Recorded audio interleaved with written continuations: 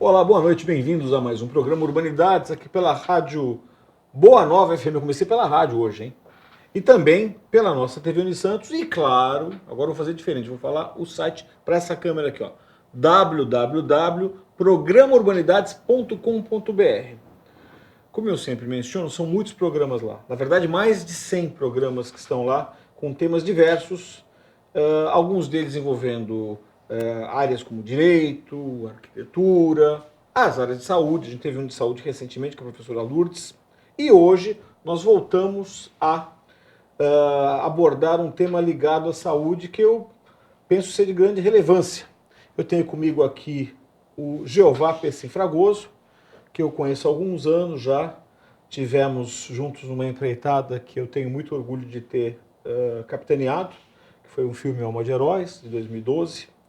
E o Jeová, ele é criador de um grupo que é fundamental na Baixada para tratar de um tema que é muito silencioso, que é a Hepatite C. hepatite C, né? Que é uma doença silenciosa. Nós vamos tratar hoje sobre este tema. Mas de início, eu queria que o Jeová me falasse um pouco da história da criação do Grupo Esperança, Jeová. Bom, primeiramente, César, agradeço a oportunidade, né? Você sabe que uma das maiores ferramentas que a gente tem contra uma doença silenciosa, né? Uma doença que traz aí um agravo importante, né? Hoje é uma das grandes preocupações de saúde, não só no Brasil, como no mundo. Então, esse espaço é muito importante para a gente usar essa ferramenta da mídia, né? E, na verdade, a hepatite C, como nós estávamos dizendo, é uma doença que atinge hoje 1,4 milhões de brasileiros, né? E com agravante de que 80% dessas pessoas não sabem da sua condição, porque ela tem uma característica assintomática, ou seja, a pessoa tem um contato com o vírus da hepatite C, né? A hepatite C é um vírus, né? Hepatite, na verdade, significa uma inflamação do fígado. Tá. E essa inflamação, ela pode ser... Hepatos. Exatamente. Então, tite da inflamação. Se você tem uma dor de ouvido, é uma otite, né? E no caso do fígado, a inflamação do fígado é a hepatite. Só que ela é, na verdade, essa transmissão viral que pode acontecer em situações cotidianas, né? Como um alicate, no dia a dia, né? Um alicate de cutícula mal esterilizado, um procedimento odontológico, enfim, que não tenha preocupação com a higienização, isso está sujeito a acontecer, né? Numa forma ampla aí no cotidiano das pessoas. Tem esse contato com o vírus, esse vírus vai se cronificar, o vírus da hepatite C cronifica. Deixa eu ir pontuando só para o pessoal. Eu faço às vezes Entendo. daquele cara que está em casa e que está vendo o celular e vendo a TV ao mesmo tempo, sabe? Importante isso. E aí ele não entende. E aí, quando você fala assim, o cara está cortando cutícula lá e ele vai pegar hepatite.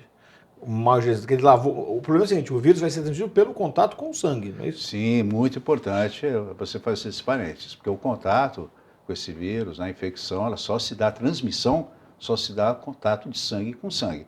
Só que assim, você pegar, cortar, né, a gente está dando exemplo do alicate de cutícula, você fazer um pequeno corte, né, e esse alicate ter o contato com o sangue de uma pessoa que tem hepatite C, passando para outra pessoa, não adianta passar um alquinho, sabe? É um vírus muito resistente. Muito resistente, ele tem uma Que virulência muito grande. Que sobrevida que ele tem num aparelho de corte, por exemplo? Exatamente, até 72 horas ou 3 dias. E você, nesse objeto que a gente está dando de exemplo, você pode olhar, quer dizer, a olho nu você não vai ver nada. Você vai até passar um alquinho, ele vai continuar lá, né? E, de repente, nessa virulência que ele tem de até 72 horas, ele está transmitindo a outra pessoa.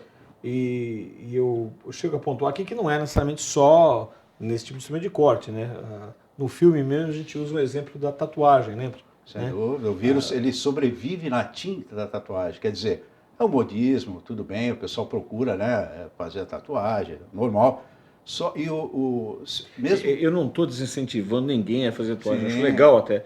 É só você se preocupar com o local, a escolha e as questões de higiene desse local. Sem dúvida, na nossa experiência a gente vê que esse pessoal da tatuagem ele é muito focado na esterilização, mas ele precisa da informação também, porque ele pode trocar os descartáveis todos, pode fazer aquele envelope direitinho, né, nos instrumentos, mas se não trocar o receptáculo da tinta, entendeu? Esse vírus sobrevive. Se você pegar um microscópio, você vai ver ele lá nadando no comando Crown, nadando de costas, entendeu? Então é importante que vírus tenha... olímpico. O vírus olímpico, né? Nessa época de Olimpíadas, a gente pode até dizer assim. Então é importante que tenha a informação, né? Não só das pessoas, né? Do modo geral, como dos profissionais de saúde e de beleza estética também. Você sabe que você está me falando já, já entramos na hepatite, porque eu sei que você fala de pressa, se bobear nós vamos falar muito hoje.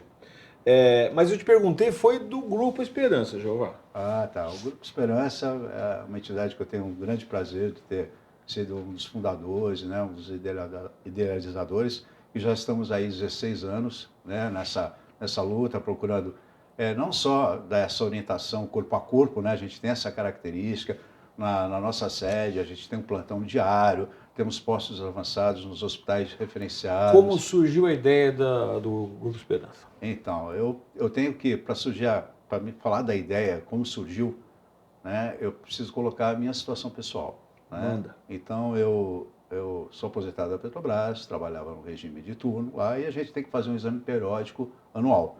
Né? Então, nesse exame periódico, dentro do exame de sangue do hemograma, não me apareceu nada, não tinha problema nenhum, saudável. Só que na semana seguinte, houve uma solicitação de doação.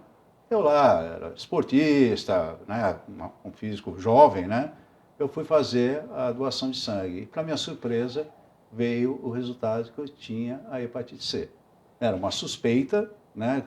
O anticorpos, o primeiro exame que você faz, não diz que você está crônico ainda, que está com a atividade do vírus, mas mostra que você teve contato com esse vírus. E aí, isso em 94. Quer dizer, você passa a ser portador. Passa a ser portador. Quer dizer, mas tem... se é portador... Ele pode estar latente, não quer dizer que ele se manifeste imediatamente. Exatamente, mas portador, aquele exame já confirma. Né? E isso foi no banco de sangue. E a partir disso, isso em 94. E a orientação que eu tive foi procurar um médico, né? O especialista é um gastro, um hepatologista ou infectologista, né? E foi meu caso, eu procurei um especialista dessas áreas. Ele disse para mim, para me ficar tranquilo, viu que eu estava com o olho amarelo, né? E não tinha nenhum sintoma aparente, para me ficar tranquilo e seguir minha vida normal, não é? E só que depois de 5 anos, eu comecei a sentir uma dor abdominal muito forte, né? Uma dor que me levou a pensar que estava com uma gastrite. Normalmente, o pessoal que trabalha em turno tem uma incidência muito grande de gastrite. E realmente eu voltei preocupado, voltei nesse mesmo médico, né? Que é dentro dessa área também, e ele disse-me que o problema deveria ser da hepatite C, que a coisa tinha mudado, isso passados 5 anos. Que a coisa tinha mudado, eu tinha que fazer uns exames específicos, né? E eu fiz esses exames. Então, para resumir toda essa trajetória, que eu comecei a ir para São Paulo, no Hospital das Clínicas e tal, e a gente, com acesso à internet, ainda não tinha essa divulgação que tem hoje, mas a gente procurando alguma coisa deixou um pouco preocupado. Porque a hepatite C, quando não tratada, ela desenvolve a cirrose e depois o câncer de fígado. Esse é o caminho natural da doença. E aí eu peguei e fazendo os exames para encurtar, eu descobri que eu estava com uma cirrose hepática de último grau. Né? E para o leigo, para mim, na época, e pessoas até hoje pensam assim, o que acontece? A gente tinha, na verdade, um quadro de uma pessoa que bebesse, era a ideia. E, na verdade, a minha gestão era muito pouca. Eu sei que o Jeová não bebe, entendeu? No vídeo ele fala isso, até, inclusive lembro dele falando, era uma cervejinha só. Mas eu vou continuar depois de um comercial. A gente precisa fazer um break agora e entender como uma adversidade forte que ele tinha se transformou numa experiência para tanta gente. A gente já volta.